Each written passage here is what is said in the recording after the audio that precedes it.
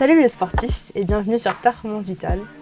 Aujourd'hui on se retrouve avec Marjorie Fortum pour parler des 3 blessures courantes en course à pied. Donc Marjorie, tu es physio du sport à Motion Lab. C'est ça. Avec des athlètes de haut niveau en athlétisme surtout. Ouais.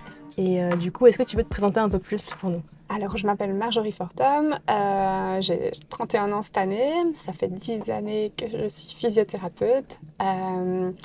Je suis en Suisse depuis 6 ans et du coup, je m'occupe principalement d'athlètes, de sprinteurs en fait, d'athlètes Ok, suisses. Et je m'occupe aussi de pas mal de coureurs à pied en fait. Je fais de l'athlétisme depuis de nombreuses années et j'adore courir. Et du coup, je me suis pas mal développée dans ce domaine. J'affectionne particulièrement ce sport. Il a l'air facile, mais il est assez, on va dire, il est exigeant et il demande pas mal de rigueur. Et ça me correspond assez bien. Donc, j'espère vous donner quelques conseils pour votre course à pied et puis vous éclairer un peu sur les blessures qu'on peut retrouver, les 3 principales qu'on retrouve chez le coureur à pied en général. J'ai pas pris de course spécifique, on va dire. Voilà, c'est la course à pied. Oui, donc merci beaucoup. Et oui, ces 3 blessures, ça peut être chez les amateurs, mais aussi chez les professionnels. Donc les plus courantes qu'on a choisies, c'est le syndrome de la bandelette iliotibiale, plus communément connu sous le nom de syndrome de l'essuie-glace, la périostite et la tendinopathie d'Achille. Et puis juste avant de rentrer dans la première pathologie, je voulais bien brièvement dire qu'en fait, on se demande pourquoi il y a beaucoup de ces pathologies et quelle est la cause. Et en fait, on a une réponse un peu commune, c'est que les gens, ils augmentent peut-être leur volume de kilomètres trop rapidement. Ouais. Tu m'as dit, il y a ouais. une règle, c'est 10% par semaine, normalement. Alors, c'est une règle, encore une fois, c'est approximatif, c'est un peu pour monsieur, madame, tout le monde. Évidemment, avec des athlètes de haut niveau, on peut se permettre d'augmenter un peu plus rapidement. Oui. Mais voilà, c'est une règle un petit peu... en fait, il faut être progressif et rester assez lucide, en fait. Je pense bien cadré, en fait. Donc, c'est important de se faire bien entourer, d'avoir un bon entraîneur, bon préparateur physique et un physio si nécessaire. Oui. Et puis j'avais vu qu'aussi le système cardiovasculaire il s'adapte plus vite que les systèmes articulaires. Ouais. Du coup c'est pour ça que des fois on pense qu'on progresse très vite, mais en fait le corps il suit pas en fait. Voilà, exactement. On peut aussi comparer ça avec un nageur par exemple qui va commencer la course à pied. Le nageur, il a une bonne caisse, un système cardiovasculaire qui est assez performant en général, vu le volume de natation. Puis par contre, si on a un nageur qui veut commencer la course à pied, on se rend compte qu'il y a tout l'aspect impact en fait, à prendre en compte. Donc les tissus, il faut y aller progressivement pour qu'ils s'habituent en fait aux contraintes mécaniques appliquées. Donc aussi bien le système musculaire, mais aussi le système osseux qui doit du coup pouvoir assimiler des contraintes qui ne sont pas les mêmes en natation. Ouais, c'est super intéressant ça quand même de savoir qu'il y a comme un décalage entre les 2 systèmes. Ouais. Donc prendre compte tout ça ensemble. C'est ça. Et du coup, la première pathologie, c'est, comme on a dit avant, le syndrome de la bandelette iliotibiale. Oui. Est-ce que tu peux nous expliquer ce que c'est en fait concrètement? Alors, on va faire un petit peu d'anatomie du coup. Donc, on doit un peu définir 3 régions anatomiques. Donc, on a la bandelette iliotibiale en elle-même, on a le grand fessier et le TFL, tenseur du fascia lata. Alors, ils s'insèrent tous les 3 plutôt au niveau l'acrotiiliaque. Voilà. Ouais, au niveau de l'acrotiiliaque. Donc là, on a le grand fessier, les fibres du coup supérieures et les fibres inférieures. Là, on a le TFL et puis ici, notre bandelette qui se situe un petit peu entre les deux en fait. Donc notre bandelette, elle va avoir une insertion distale sur le tubercule de Gerdy, donc du coup au niveau du genou. On verra par après qu'elle peut avoir en fait plusieurs lieux d'insertion. Donc du coup, en fait, notre bandelette, c'est un peu la réunion en fait des fibres supérieures du grand fessier et de notre TFL en fait. Donc on a un peu 3 muscles réunis en une bandelette. Cette bandelette, du coup, elle permet la stabilisation du genou, entre autres, et un transfert un peu des forces de la hanche au genou. Donc c'est pour cela que c'est intéressant d'avoir une bonne stabilité du bassin. Alors, notre bandelette, donc du coup, elle va transférer les forces du grand fessier et du TFL à travers le genou et la hanche. Donc, on a en fait défini deux hypothèses pour cette pathologie en fait. pendant longtemps, on a cru que c'était un frottement en fait. Donc quand on a un angle de flexion supérieur à 30 degrés, on a la bandelette qui passe au niveau de la partie antérieure du condyle fémoral latéral vers la partie postérieure. Donc des traversées répétées, cycliques. Donc on peut retrouver cette pathologie aussi chez le cycliste. Du coup, créer un frottement qui produit une inflammation au niveau de la petite graisse en fait qui est sous cette bandelette. Et puis là, il y a eu plusieurs études avec l'IRM, donc avec l'avancée un peu de la médecine, on introduit de plus en plus des IRM, des examens complémentaires pour essayer de comprendre en dynamique. Et du coup, là, on s'est rendu compte qu'il y avait aussi de la compression. Donc on a en fait un phénomène aussi de compression. Donc pendant longtemps, on a dit il faut appuyer sur la bandelette en termes de traitement. Puis là, on remet un peu tout en question en prenant en compte cette deuxième hypothèse en fait. Ok. Voilà. Alors il faut savoir aussi que notre bandelette iliotibiale, elle peut avoir des variations d'insertion. C'est pour ça qu'on a justement ce phénomène du coup de stabilisation du genou. Ça peut varier d'une personne à l'autre en fait. Donc il y a certainement des caractéristiques anatomiques pures qui permettent de dire lui il est plus enclin à avoir ce type de pathologie, lui pas, en fonction de l'insertion de notre bandelette. On va évidemment pas faire d'IRM à tout le monde pour vérifier ça. Et du coup on fait en fonction de la personne, quoi. Donc voilà un petit peu pour expliquer la physiopathologie qui reste quand même assez floue. On ne sait pas trop si certaines personnes c'est plus du frottement, chez d'autres plus de la compression. Si on a un mécanisme un petit peu les deux en fait. Ok, voilà. Et puis peut-être juste pour préciser, parce que l'insertion, je ne sais pas si c'est clair pour tout le monde, mais c'est bien sûr une partie de l'os, voilà, exactement. Au niveau du genou, de la patella peut-être. Et puis ça peut varier. Alors voilà, ici un tubercule de Gerdy. Là, on pourrait avoir une insertion du coup commune avec le ligament tibiofémoral, ici. On pourrait avoir aussi une portion qui est partagée avec le ligament collatéral latéral, ici, voilà, sur le 3. Et puis le long de la ligne âpre, évidemment. Ensuite, on est aussi au niveau de la rotule, numéro 5. Voilà. Donc toutes ces propositions en fait. Voilà, c'est un petit peu large comme zone. Donc du coup, on peut comprendre que c'est pas juste un filament qui vient coulisser, que c'est plutôt peut-être aussi une compression. Voilà. Et en fait, ça fait des facteurs génétiques qui font qu'on est né avec quelque chose. Voilà, ça peut être entre autres ceci. Et du coup, ça peut dans certains cas, avec une répétition de mouvement, avec par exemple du vélo, avec une grosse flexion de genou, donc avec 30 degrés de flexion, tout le temps venir en fait solliciter la même zone, donc un frottement et ou une compression. Ok, voilà. Hyper en gros, c'est pour ça qu'on appelle... Alors, maintenant, on appelle plus cette pathologie syndrome de la bandelette iliotibiale, mais avant, on n'avait vraiment que cette option de essuie-glace, en fait. On pensait que ça frottait, que ça allait d'un côté à l'autre. C'est pour ça qu'on pensait à l'essuie-glace. Mais maintenant, on parle plus de syndrome de la bandelette iliotibiale, vu qu'on a les deux hypothèses, en fait. Ok, ok, super. Et du coup, en fait, à quoi est-ce qu'on reconnaît cette douleur du genou s'il y a un syndrome typique, un symptôme typique? Alors, du coup, c'est une pathologie de charge. Et malheureusement, c'est souvent après une augmentation du volume de course ou après une reprise de course. Donc du coup, on va augmenter un peu la charge d'entraînement, puis on va ressentir une douleur un peu sourde. Un peu, on la sent, mais ça ne nous empêche pas de courir, en fait, de base.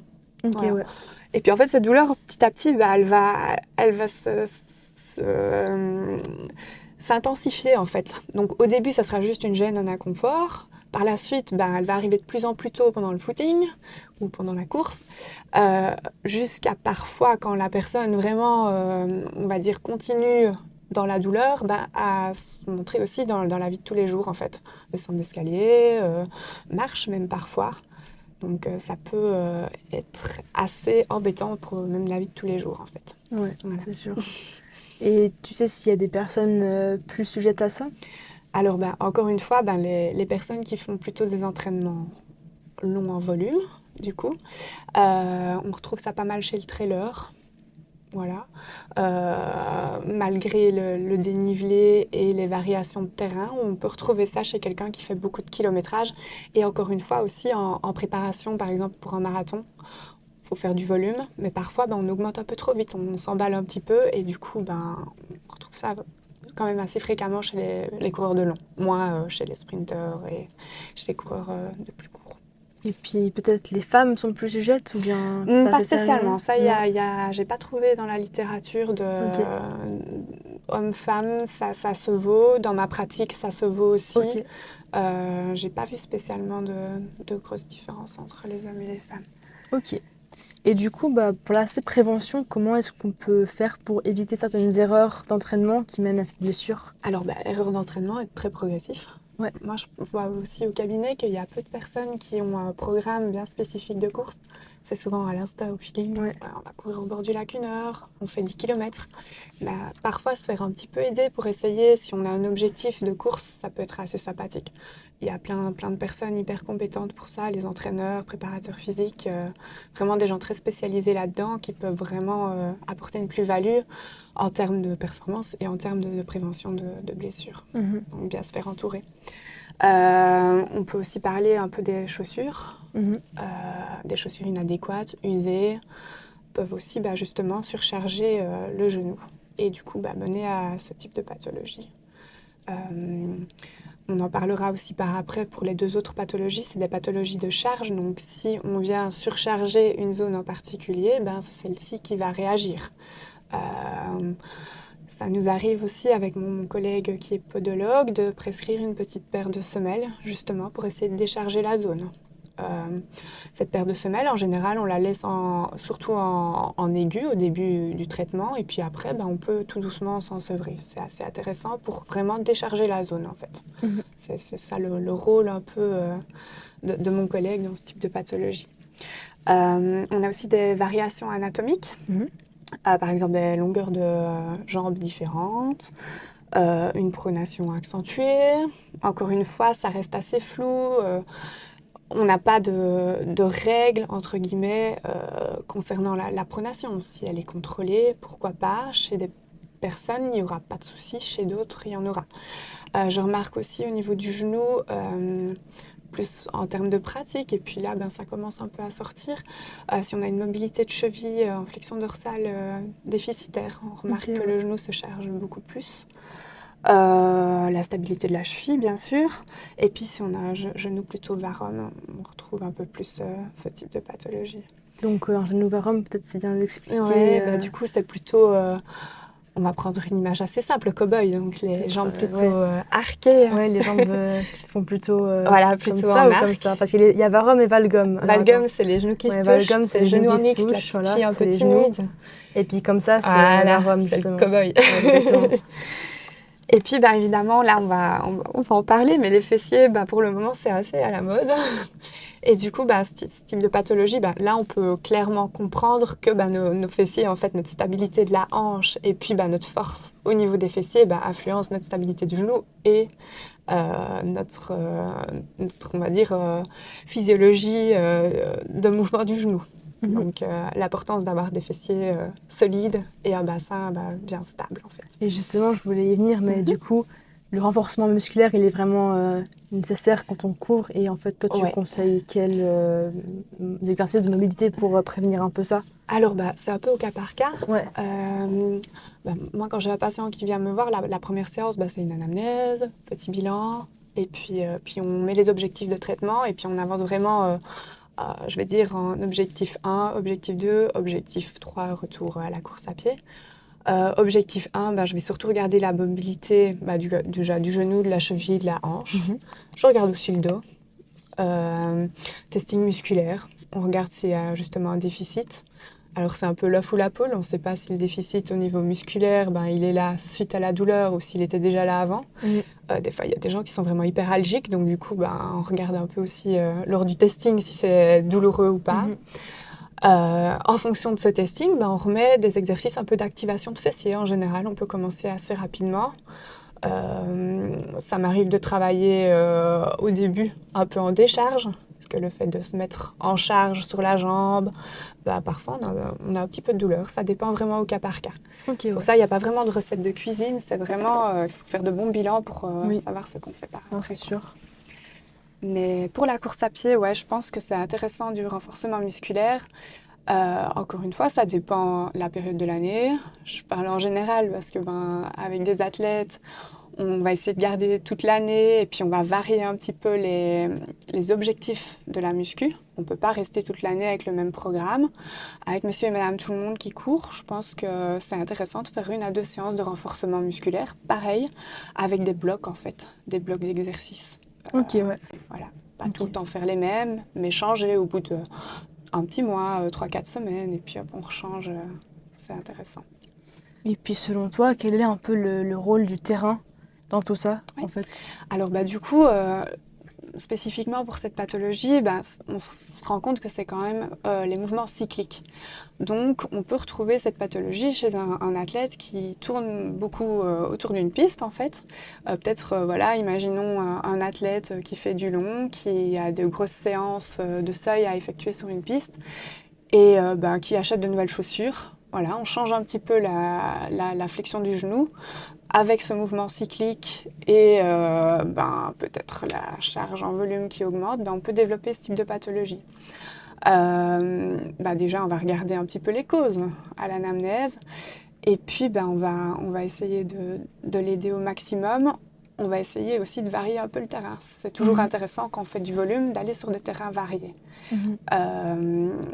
Pour cette pathologie-là, quand on reprend la course, on préconise de ne pas reprendre tout de suite sur des terrains plats et bien lissés. Donc on met un terrain de foot, terrain un peu varié en fait. On ne va pas trop mettre de dénivelé au début, mais par contre, voilà, forêt, c'est très bien. Et puis même quand on court en piste, du coup, c'est la jambe externe qui prend toute la charge. Alors, oui, qui prend toute la charge, exactement. Elle doit être quand même beaucoup plus forte que l'autre. En général, elle l'est. Maintenant, c'est intéressant de travailler sur l'autre aussi. De tourner, en fait, de changer de côté si on fait des longues distances sur une piste. Pas toujours tourner dans le même sens. Ça. Pour les patients qui ont justement ce type de patho, on essaie... Ça arrive parfois de faire l'échauffement autour du terrain, on tourne dans l'autre sens, ou le retour au calme. Voilà. C'est un peu contre-intuitif de courir dans le sens opposé de la piste. C'est pas toujours évident parce que c'est toujours bien de garder, de rester dans son couloir quand on fait une séance et puis de rester dans le même sens parce que sinon c'est vite le chenille. Mais par contre, c'est intéressant, voilà, si on peut courir sur terrain ou qu'il n'y a pas grand monde sur la piste, d'essayer un petit peu de renforcer l'autre jambe. Ok, ouais. Et puis du coup, un coureur qui a cette pathologie, du coup là on rentre dans la phase de traitement, mais qu'est-ce qu'il peut faire quand il s'aperçoit de cette douleur dans les premiers jours pour soulager un peu? Déjà, je diminuerai le volume de course. Alors si on a peur de perdre le système cardiovasculaire, de perdre du muscle, c'est pas grave, on peut faire un peu de vélo, activité cyclique, mais si on monte la selle et qu'on n'est pas trop en flexion, le vélo ça peut être une bonne alternative, natation. On peut faire un peu d'aquajogging aussi, voilà. Commencer à renforcer un petit peu les fessiers, renforcer un petit peu quadriceps, ischio-jambier, voilà, renforcement un peu global, membre inférieur, mais surtout diminuer le volume.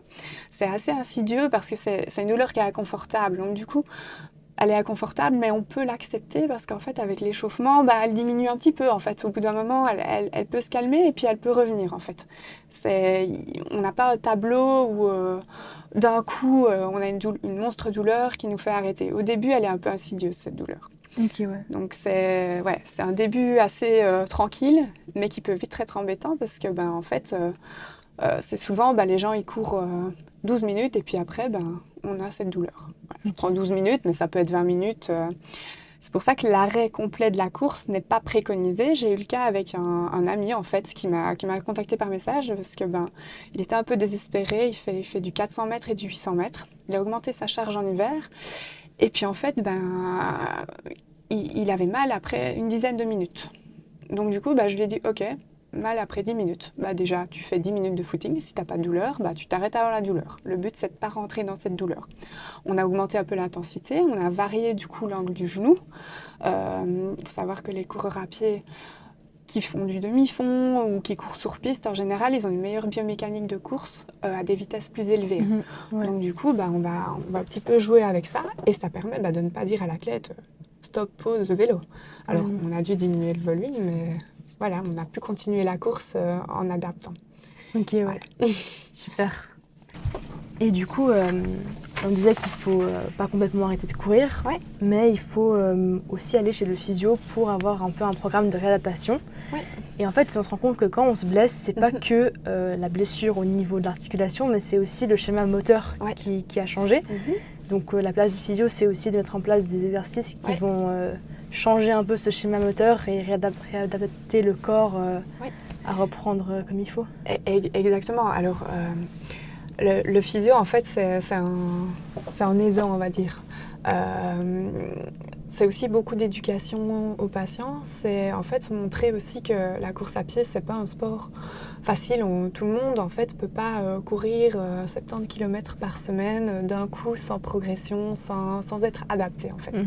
On a besoin, au niveau osseux et au niveau musculaire, de s'adapter, en fait, aux contraintes.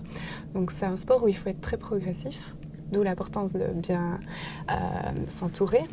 Donc moi, pendant mon traitement physio, en général, j'essaie un petit peu d'inculquer ça aux patients, que c'est intéressant par après de faire appel à un entraîneur, en fait, à quelqu'un qui va vraiment reprendre, entre guillemets, notre reprise de course et la guider pour que la personne soit confortable et qu'elle puisse progresser on va dire, dans son envie de courir et dans ses objectifs. Alors nos exercices en physio, au début, ils sont moi j'aime bien commencer par des exercices assez analytiques. Je parle, si on a monsieur, madame, tout le monde, on n'a pas des fois, on n'a pas une bonne activation musculaire. Donc, on va travailler là-dessus. On va travailler avec des exercices vraiment très simples, en fait, où on va travailler peut-être qu'un groupe musculaire, que les abducteurs de hanches, que les fléchisseurs. On va vraiment essayer de scinder, puis par après, on va sur des exercices un peu plus complets, exercices plus fonctionnels, des fentes, step-up, single leg squat, ça peut être des squats aussi, voilà, ce genre d'exercice. Mais on commence toujours en étant très progressif. Alors par la suite, avant de reprendre la course, on regarde un peu plus en dynamique. Donc c'est bien tous ces exercices fonctionnels, mais c'est intéressant de pouvoir les transférer à la course, en fait.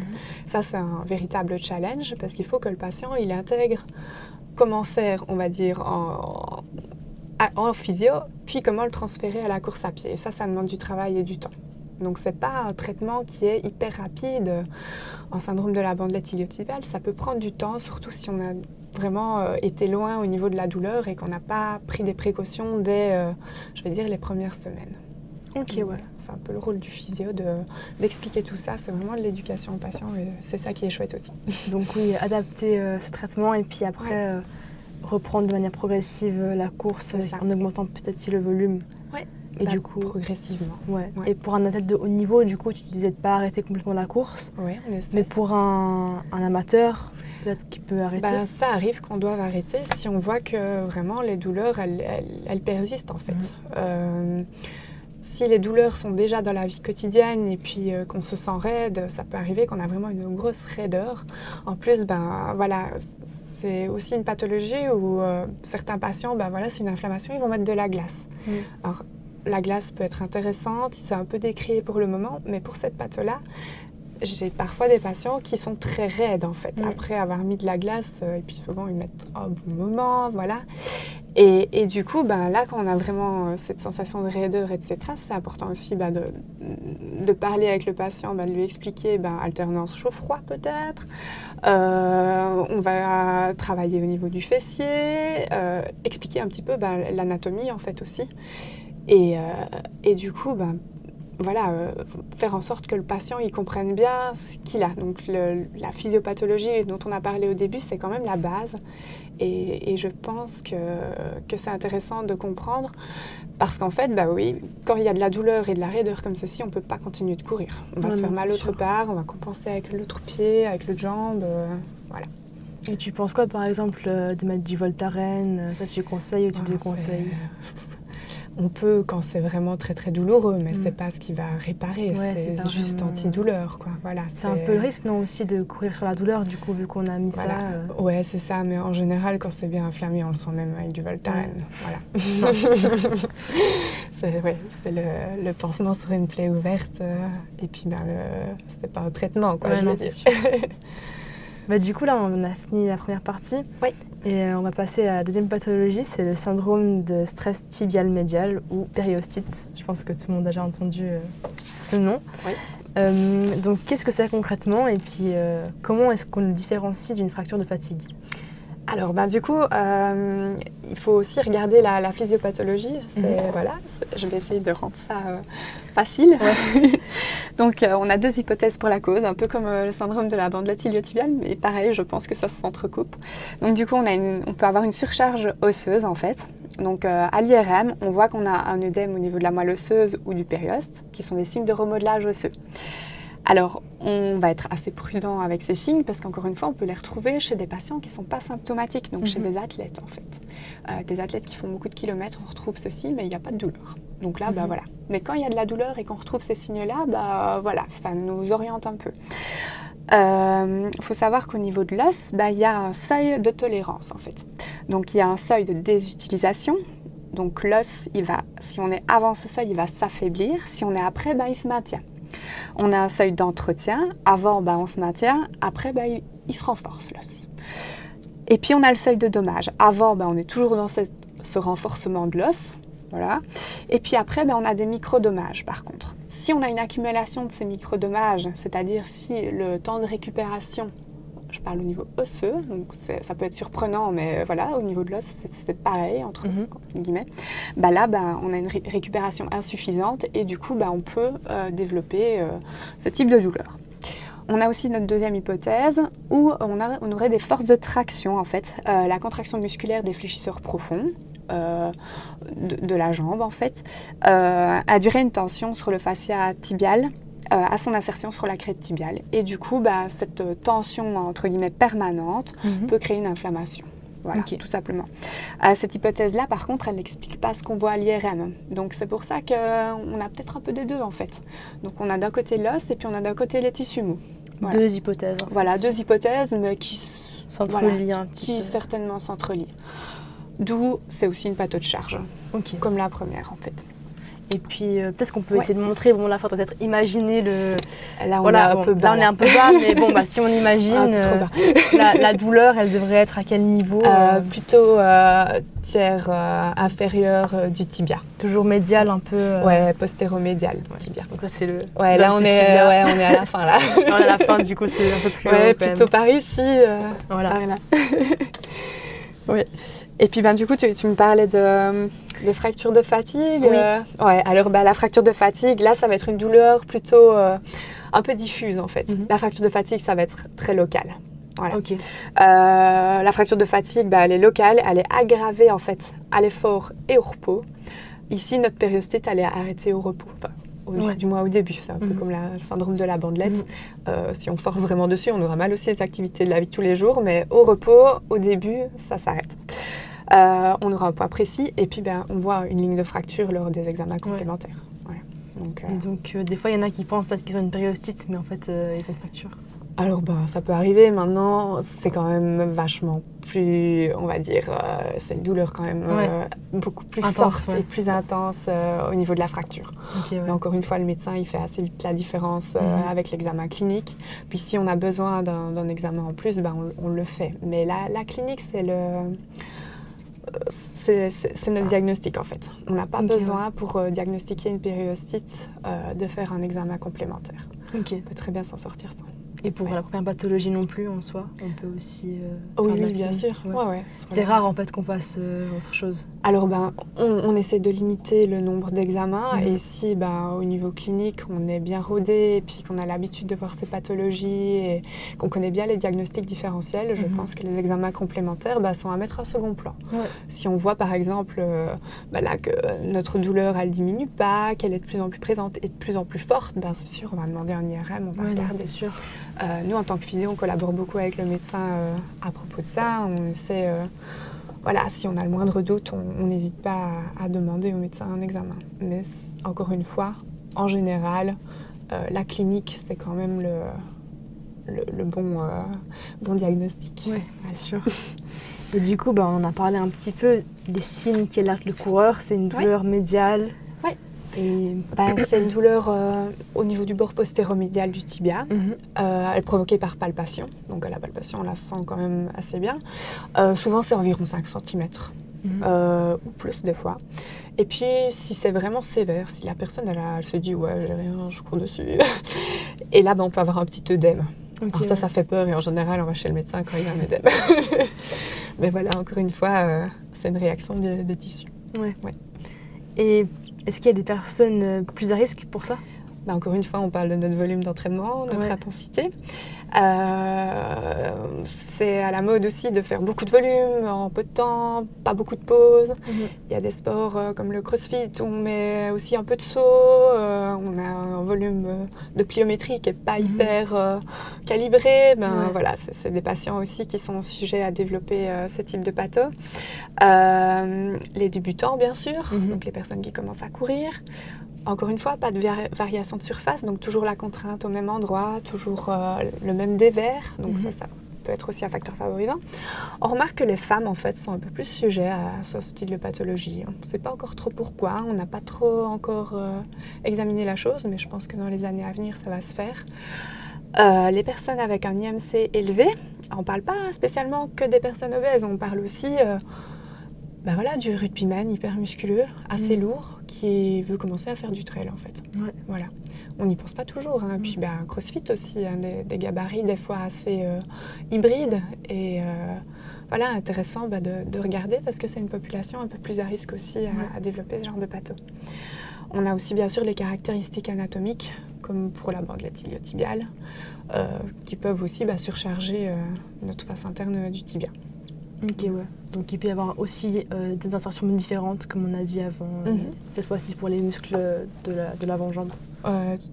Postérieur plutôt. Ouais, pas forcément des insertions différentes, mais du coup c'est vraiment la traction.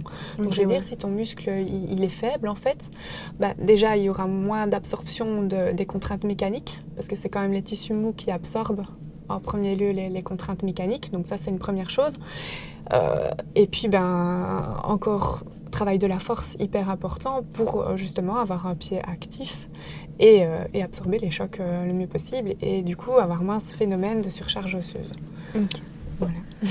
Et du coup, pour entrer un peu dans la prévention, je voulais un peu parler aussi du fait qu'il n'y a pas que le tissu ou l'os qui est touché, c'est aussi le cerveau qui interprète les signaux et que si on est stressé, fatigué ou qu'on enchaîne des séances sans récupérer, qu'on ne dort pas, qu'on ne s'alimente pas correctement, le système nerveux va devenir plus sensible et on va ressentir plus la douleur et plus longtemps. Et même si on n'a pas de fracture ou autre. Et en fait, il faut aussi comprendre que la récupération, c'est hyper important et des fois, elle est trop négligée. Oui. En fait, la récupération, c'est la base pour pouvoir augmenter la charge. Si on ne récupère pas, c'est pas possible en fait, de l'augmenter sans faire de la casse, on va dire. La base, c'est quoi? C'est le sommeil, c'est bien manger et c'est bien boire. Voilà, c'est les trois piliers un peu de la récupération. Ça sert à rien de prendre, je ne sais pas quelle poudre ou de faire, je ne sais pas, des boots par exemple si on dort 3 heures par nuit. Ouais, c'est ça. Voilà. Même en dessous de 6 heures par nuit, et même à partir de 6 heures par nuit, on est quand même beaucoup plus à risque de blessures. Donc l'hygiène de vie est super importante, je pense, pour toutes les pathos en fait. Déjà bien mettre en place les 3 piliers avant de vouloir complémenter les deux choses finalement. Puis ça ne sert à rien on va dire, je préfère que le patient il dorme 1 heure de plus plutôt que d'aller faire un gros footing. Voilà, c'est tout bête, mais des fois les patients les personnes ils tombent dans des engrenages en fait où c'est le toujours plus, on a besoin de faire plus, on se sent pas bien si on n'a pas fait assez, et en fait à ce moment-là je pense qu'il faut essayer de s'en rendre compte déjà, c'est pas toujours évident, et nous on est là aussi pour essayer de dire aux patients mais attendez, vous mangez pas bien, en fait, vous mangez pas de viande, vous supplémentez pas correctement, vous êtes en anémie, et en fait, là, vous faites 12 heures de sport par semaine, y a risque de casse, quoi. Ouais, c'est sûr. Et souvent, ça, c'est déjà des pathos, un peu signal d'alarme, voilà. Du coup, c'est aussi l'éducation du patient pour cette patho qui est assez primordiale. C'est sûr que c'est évitable, il y a beaucoup de facteurs qui permettent d'éviter. Et du coup, là, on a un petit peu parlé de ça, mais il y a des erreurs typiques qui favorisent ça, l'entraînement. Du coup, comme on l'a dit, rester lucide, donc la récupération, alimentation, hydratation, progressivité. Et puis, peut-être une vision un peu différente de la blessure. J'ai un collègue, ami, qui s'appelle Kenny Gay, qui est entraîneur national de sprint. Et Kenny, il a une vision de la blessure qui est assez, on va dire, ouverte. Donc qui est plutôt... on peut voir aussi une blessure positivement, en fait. Donc en fait, quand on fait du haut niveau ou quand on cherche la performance, on va un peu surfer avec la limite. Le truc, c'est que la blessure, elle peut arriver parce que justement, on a surfé avec cette limite, on a fait de bons records, et puis on a atteint un niveau de performance élevé, et puis la blessure, elle survient. Donc, par exemple, l'augmentation du volume pour un marathonien, c'est pour essayer que justement, il soit le plus rapide possible. Donc, on est obligé de prendre quelques risques pour performer. Par contre, si on ne prend pas ces risques-là, on ne performera pas, on restera toujours au même niveau. Donc, c'est essayer, en fait, de surfer un peu avec cette limite en essayant de rester lucide. L'athlète de haut niveau, il est assez sensible, il a peur de se blesser, mais au final, la blessure, des fois, elle est évitable, mais inévitable aussi si on cherche la performance. Donc ça, c'est un mode de fonctionnement que j'aime assez bien, parce que, des fois, on doit aussi se rendre compte que on a performé, puis on se fait mal par après. La blessure, elle est là parce qu'on a surchargé, mais si on n'avait pas surchargé, peut-être qu'on n'aurait pas performé. Ouais. C'est une vision un peu particulière de voir la blessure, mais je pense qu'il est plus positif que de se dire ouais, je suis blessée, c'est pas bien. Mais oui, mais il faut regarder un petit peu le pourquoi et aussi le comment. Ouais. C'est sûr, ouais. Donc c'est un peu particulier de penser comme ça, mais voilà, vu qu'on travaille avec des athlètes de haut niveau et aussi avec monsieur et madame tout le monde, il faut toujours un petit peu conscientiser les gens à ça aussi. En fonction de la personne, il faut voir ses objectifs, etc. Exactement. Donc, peut-être que la performance passe avant la blessure pour l'athlète, mais pour monsieur tout le monde, c'est plutôt le repos. Voilà, c'est ça. On jauge un petit peu en fonction de la personne qu'on a en face de nous. Si c'est quelqu'un de 60 ans qui n'a plus couru depuis 20 ans, qui reprend la course, on va être hyper... on va être tranquille. On va pas lui dire qu'il faut performer. Voilà, on va pas directement faire un semi. Mais les personnes, je trouve, ont des objectifs des fois qui paraissent un peu disproportionnés. Et c'est pour ça qu'on a aussi ces pathologies de charge. Par exemple, des personnes qui vont s'inscrire à des marathons 6 mois avant le marathon et qui n'ont jamais couru avec « c'est mon objectif ». Ouais, c'est un peu... Voilà, c'est un peu, mais on le retrouve souvent. C'est à la mode. Pour le moment, les longues distances sont très à la mode. Donc, du coup, on voit beaucoup de patients, dans ce cas. Et puis, nous, c'est un petit peu... On essaye de trouver un entre-deux pour, d'un côté, pas décevoir et dire que c'est irréalisable, mais on doit quand même rester garant de la santé et puis prendre soin de la personne. C'est le rôle du médecin. Avant tout, le sport, c'est pour se faire du bien, pas pour se blesser de partout et exactement. faire le marathon et plus jamais courir après. Voilà, et puis pouvoir courir plus jamais. Mais du coup, par rapport au traitement, oui. Ça ressemble un petit peu à ce qu'on a dit avant pour l'autre pathologie ou il y a quelque chose qui sont un peu plus différentes Alors, ça ressemble quand même assez fort. Maintenant, là, on va plutôt travailler... on travaille aussi les fessiers. J'ai lu un truc assez intéressant aussi, travail de la hanche pour justement diminuer les contraintes plus bas. Donc, la hanche, on la garde quand même toujours en tête. Maintenant, là, on a tout un travail de renforcement plutôt de la jambe. Donc, les muscles... stabilisateur de la cheville, hyper intéressant, travail du mollet, augmentation en force maximale mais aussi en force endurance, travail du pied, tout ce genre de choses. Parce que moi j'aurais tendance à penser, je sais pas si c'est juste, mais qu'il faut quand même avoir un renforcement musculaire global de son corps parce qu'il ne faut pas qu'il y ait de disproportion, il faut que tout soit en équilibre. Si on veut que tout soit en équilibre, il faut travailler tous les muscles en fait. Non. Alors ça serait plutôt la base et puis quand on entre dans ce style de pathologie, on se rend compte qu'il y a des déficits. En général, pendant notre bilan physio, on teste justement la force musculaire au niveau de ses muscles et du coup ça nous permet d'orienter parce que sinon on passe 2 heures en séance de physio. Donc là on va essayer d'être... C'est pour ça que le traitement est très... Encore une fois, je ne peux pas donner le même exercice pour 2 patients qui viennent avec la même blessure. On va toujours individualiser et regarder ce qu'on retrouve. Si je vois qu'il y a de la mobilité de cheville à faire, on en fait. Voilà, en 1, je ferai toujours la mobilité, en 2, renforcement musculaire. Et puis on garde des exercices un peu globaux. Et puis ensemble, on oriente encore une fois... vers nos bilans et nos objectifs qu'on a définis lors de la première séance. Ok, ouais. Puis il arrive que ces objectifs, ils changent aussi. voilà, ça se passe pas toujours comme on voudrait. Et puis il faut quand même On bien suivre les exercices du physio et pas juste... Voilà, pas juste les faire une fois par semaine avec Ouais. les physio. C'est encore une fois de l'éducation. Le système au Canada, j'ai fait la clinique du coureur. Le système au Canada, ils voient les gens pour ce type de patients une fois toutes les 3 semaines. Ah ouais. Donc voilà, intéressant l'éducation thérapeutique. Et je pense que si on arrive à bien discuter avec le patient la première semaine, à bien faire en sorte qu'il fasse son job à la maison, à repartir avec un petit programme, on peut se permettre d'espacer un peu les séances.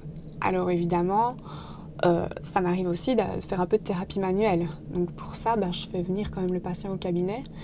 Et on n'est pas habitué, nous, à procéder comme ça dans cette partie du monde, je vais dire. Mais c'est intéressant de voir un petit peu ailleurs ce qui se passe parce que je pense que ça peut apporter des pistes de traitement. Et vraiment, au cours de physio, je trouve que l'éducation du patient devrait vraiment être quelque chose de prépondérant dans les cours. Ok, ouais. Ouais. Et puis le médecin, évidemment, peut aussi apporter sa part de travail parce que, évidemment, si le médecin dit, c'est encore mieux. Du coup, maintenant, on va passer à la 3e pathologie, donc la tendinopathie d'Achille. Et on a notre magnifique pied ici pour vous montrer. Du coup, qu'est-ce qu'une tendinopathie d'Achille et quels sont les premiers signes? Alors, déjà, c'est une affection au niveau du tendon d'Achille. Donc, il est situé à l'arrière de la cheville. Bon, là, il est un peu coupé, hein, j'ai pas une jambe complète. Voilà. Donc, du coup, il est situé à l'arrière de la cheville. Il relie en fait les muscles du mollet, donc gastrocnémien médial et latéral, et le soléaire, qui sont 3 muscles. Du coup, qui sont ici, en fait. Voilà. Pour les imaginer. Au niveau du calcanéum, donc au niveau du talon. Voilà. C'est une patho hyper fréquente en fait chez le sportif, souvent chez les coureurs, mais aussi chez le sédentaire en fait. On ne retrouve pas ça que chez les coureurs à pied, pas que chez les sauteurs, ni que chez les sprinteurs. On trouve ça chez beaucoup de monde en fait. Voilà. Je peux avoir la dame de 50 ans qui marche normal et puis qui me dit tous les jours matin j'ai des douleurs de tendon d'Achille. Tous les patients avec polyarthrite rhumatoïde, ce genre de choses aussi. Voilà, c'est assez complexe. Même chez un sédentaire, du coup. Ouais, même chez un sédentaire. Okay. Voilà. Donc, patho qu'on retrouve assez fréquemment en cabinet de physio. Alors, il faut savoir que ce tendon d'Achille, c'est le tendon le plus fort, le plus grand et le plus épais du corps humain. Il subit aussi les contraintes les plus importantes. Il faut savoir aussi qu'il est faiblement vascularisé dans sa portion moyenne et innervé.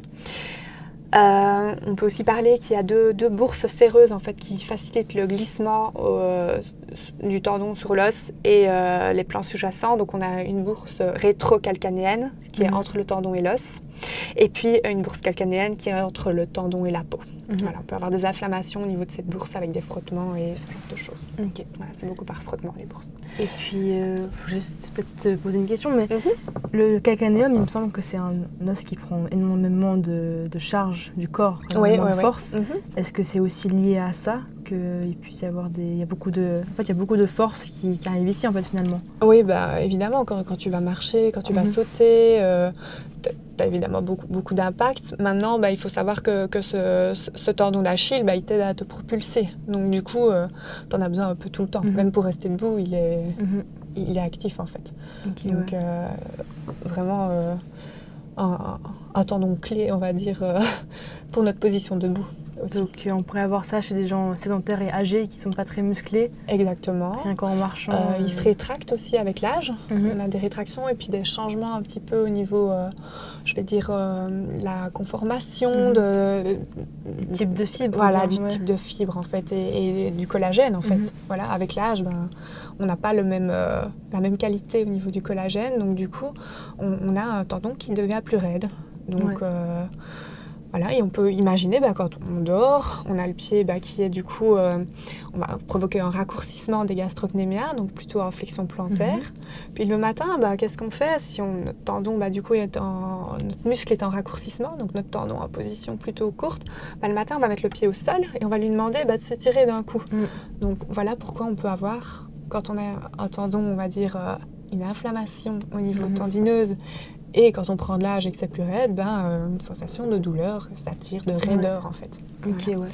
Mais c'est intéressant parce que on peut retrouver ça pas que chez le sportif. Ok, voilà. Donc c'est une patho très courante. Courante, ouais. Ok, ouais. Du coup, on va dire les symptômes qu'on peut trouver, donc c'est de la douleur à l'arrière du talon, un peu au-dessus. Elle peut être présente, une vraie tendinopathie, au début de l'activité, et puis elle s'atténue avec l'échauffement. Voilà, c'est une inflammation, donc quand ça va être réchauffé, c'est bon. Par contre, elle peut réapparaître quand on est à froid, donc après l'effort ou au repos. Donc on fait notre séance, ça se passe bien, et puis on s'assoit, on se relève, ça soit un bon moment, hein, pas directement après l'effort, mais on peut retrouver cette douleur.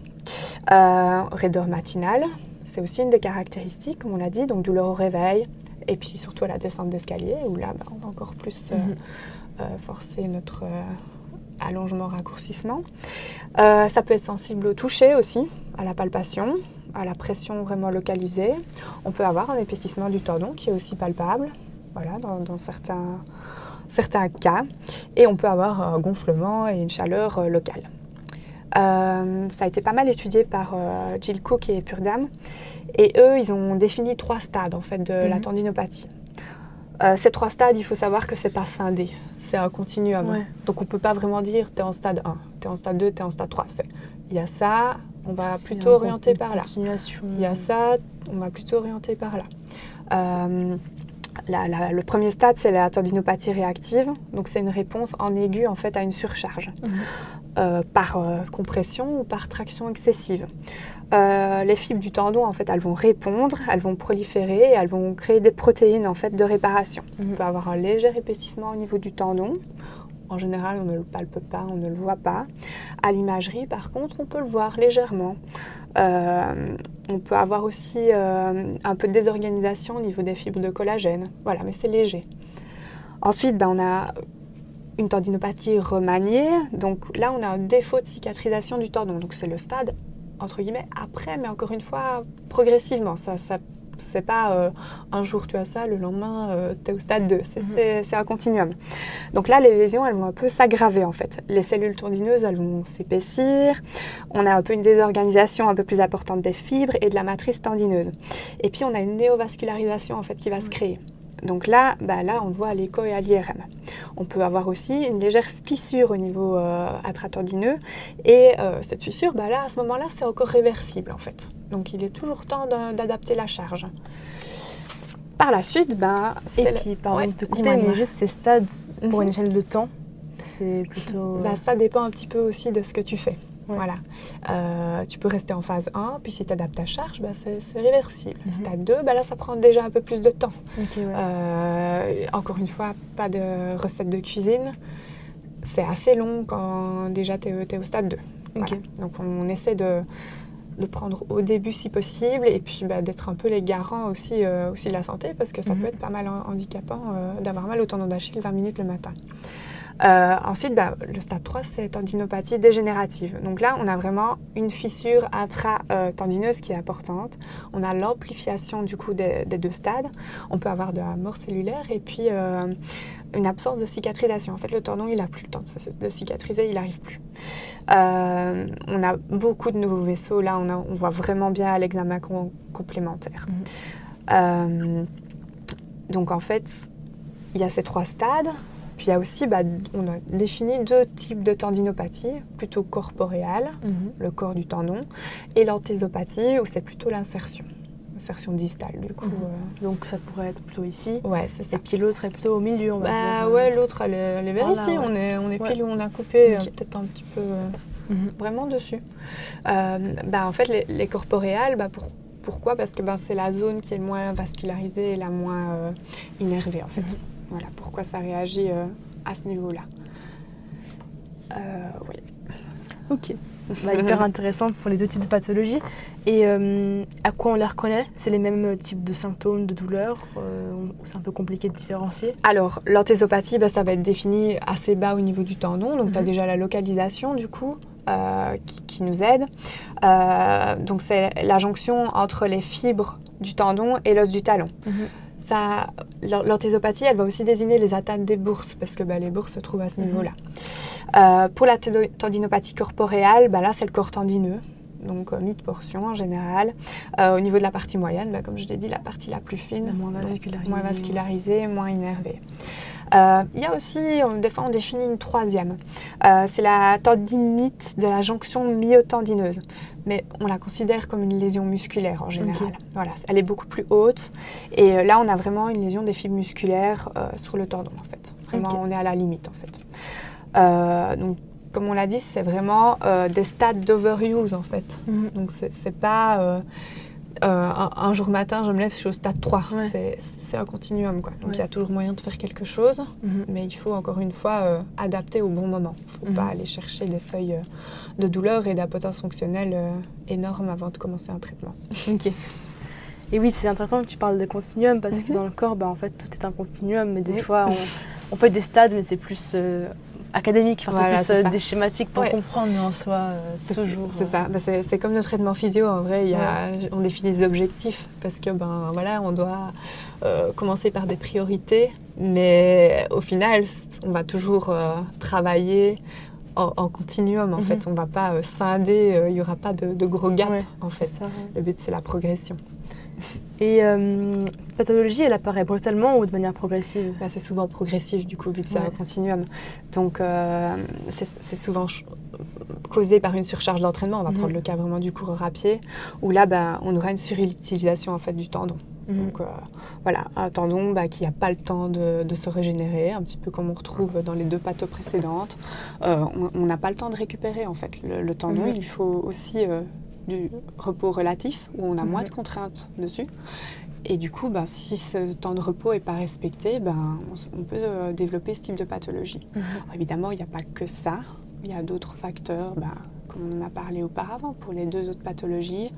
Mobilité de cheville, la force, encore une fois, le type de chaussures aussi, qui peuvent influencer, on va dire, la survenue de ce type de pathologie. Au tout début, on retrouve aussi de la raideur. Donc, c'est un tendon qui se rigidifie assez vite. Puis, justement, avec l'inflammation, on a ces sensations de raideur, en fait. Ok. Et en fait, cette pathologie, elle est progressive et celle dont on a parlé avant aussi, en fait, les 3 sont progressives. C'est progression. C'est pas d'un coup un jour. D'où l'importance de quand même s'écouter et puis de pas...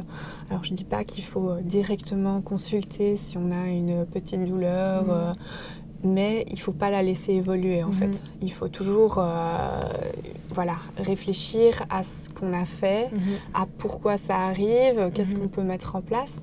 Et puis, ce qui est un peu insidieux au niveau de la course à pied, c'est que parfois, on regarde assez loin, en fait, dans l'augmentation du volume. Moi, j'aime bien de regarder le Strava des gens. Je trouve ça très intéressant parce que des fois, les patients, ils disent « je suis très progressif, vous savez. » Et après, ça te fait comme ça. Et en fait, tu vas voir et puis tu as des gros pics, par exemple, dans du volume, voilà. Et en fait, je regarde jusqu'à 6 semaines avant, en fait. J'aime bien de regarder déjà, il y a 6 semaines, qu'est-ce qu'on a fait? On a déjà bien chargé. Puis on a continué de charger, en fait. Donc l'erreur, elle est peut-être pas la semaine avant, elle est peut-être beaucoup plus loin. Et en fait, notre tendon, il entre dans un engrenage et puis on ne le décharge jamais et on entretient en fait la douleur. Et moi, j'avais vu un truc, parce que peut-être que les gens sont très focalisés sur le volume. Enfin, après, un athlète de haut niveau, c'est normal, mais énormément. Pour quelqu'un qui commence, peut-être que c'est mieux de privilégier peut-être la qualité de la séance et même courir plusieurs fois des petites sorties plutôt qu'un coup 20 km. Voilà, c'est ça. Mais pour le moment, vraiment les courses longues, il y a un réel engouement pour les courses longues. On le voit ici à Lausanne. Les inscriptions, tout ça. mais du coup, très, très intéressant d'orienter encore une fois vers des entraîneurs, en fait, des personnes qui sont formées à l'entraînement en course à pied. C'est très spécifique, c'est pas pareil que pour les autres sports. Enfin, il faut aussi un continuum dans les autres sports, mais en fait, on a l'impression que c'est facile de courir, que c'est donné à tout le monde et que tout le monde peut courir. Mais non, en fait, il faut être progressif. Donc la clé, c'est d'être progressif. C'est ça, c'est à retenir. Donc pour la prévention, on peut être progressif. Est-ce qu'il y a d'autres choses qu'on peut faire? Alors, aussi faire attention à la reprise de la course après une pause. On n'y pense pas souvent, mais voilà, ça arrive de partir en vacances. Et puis, on reprend progressivement. C'est pas parce qu'on a arrêté à 50 km par semaine qu'on doit reprendre avec 45. Donc, c'est laisser un petit peu le temps aussi de remettre la machine en marche. Aussi, modification de chaussures. Pendant un moment, ça a été la mode des chaussures minimalistes. donc chaussures avec faible drop, courir pieds nus. Encore une fois, il faut une musculature qui tienne le coup pour courir à pieds nus. Donc, on ne va pas être radical et un jour, je sais pas, mettre des chaussures avec un énorme drop et puis le lendemain passer sur une chaussure très plate. Donc, être progressif aussi dans le chaussage. Ces 3 pathologies-là, ça peut aussi se résumer comme une technopathie en fait. Technopathie, c'est quoi? C'est pathologie un peu de matériel, comme on voit au tennis, par exemple la raquette, voilà. Le poids, les bras de levier, ce genre de choses. En course à pied, on va regarder la chaussure en fait. Ouais, parce que typiquement, si on court avec une chaussure pendant 1 an ou quoi, ou 6 mois, mais même, déjà, elle ne remplace pas, mais si on la remplace, si on ne regarde pas le drop, on ne regarde pas le modèle, on prend juste une chaussure qui nous plaît, en fait, ça va pas du tout, parce que du jour au lendemain, on change tout. Oui, on change tout, et puis on s'est adapté à une chaussure, on va dire, et la chaussure s'est adaptée à nous aussi. Et puis là, on revient sur un truc qui n'a rien à voir. Donc là, les contraintes, il faut se dire qu'elles vont quelque part. Donc si on ne choisit pas une chaussure adaptée, on peut développer des pathos de surcharge. Je fais encore la pub pour les podologues.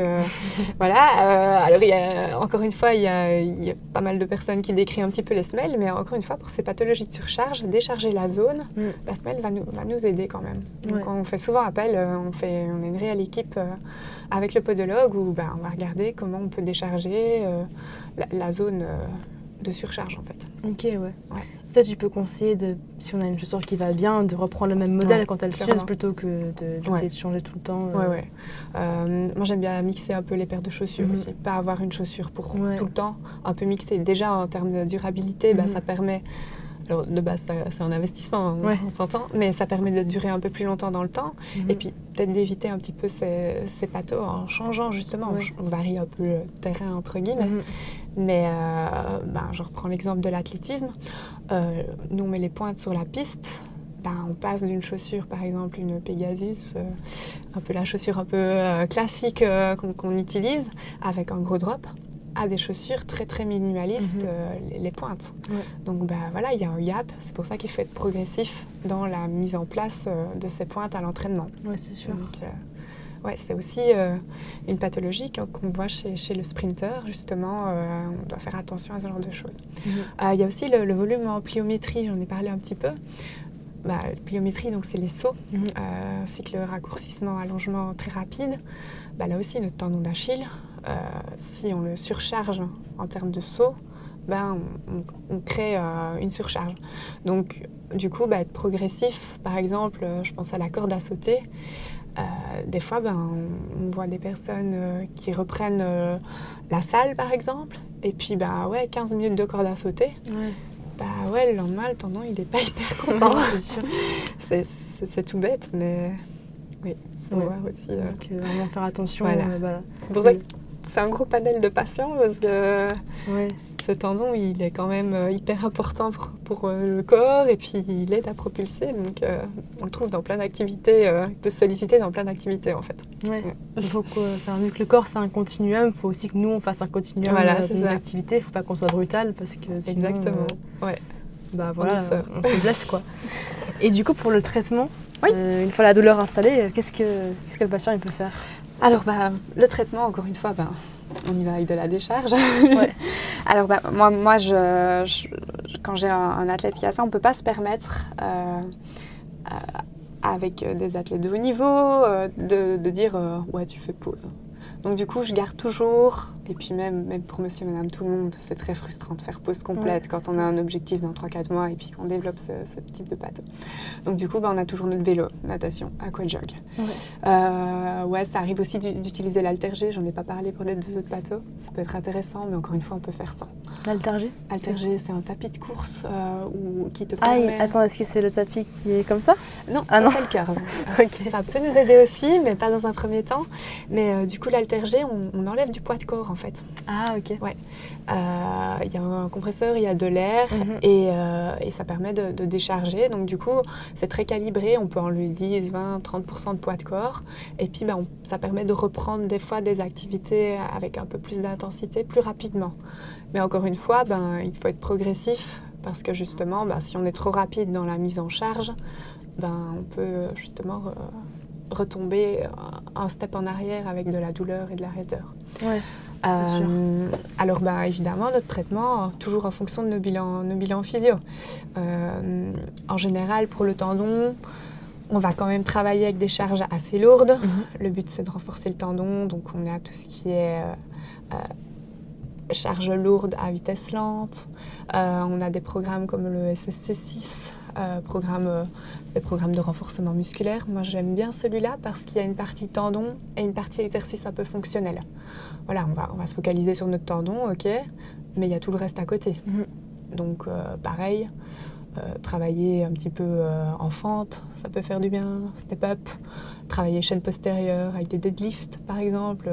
C'est des termes un peu plus spécifiques, mais voilà, des exercices un peu globaux. Donc, c'est un programme que j'utilise, pas avec tout le monde, encore une fois. Je fais au cas par cas. Ouais. Toujours au cas par cas. Voilà, toujours au cas par cas. Ok, super, là on a fait un peu le tour. Tu as un truc à ajouter pour cette pathologie ou pas spécialement? Pas spécialement. Je regarde. Ouais, toujours bien calibrer les séances de pliométrie et puis rien de particulier, à part que c'est aussi une pathologie de charge. Donc, donc les trois sont une pathologie de charge. On voit que ces trois pathos, c'est des pathologies de charge. Donc si on doit peut-être retenir quelque chose là aujourd'hui à propos de ces trois pathos qui sont très fréquentes, c'est qu'il faut être progressif en course à pied, qu'il faut être progressif dans l'entraînement et puis qu'il faut bien être entouré en fait. Donc trouver des personnes compétentes qui connaissent la course à pied, qui ont un diplôme, qui connaissent un petit peu même des fois le calcul des charges en fait.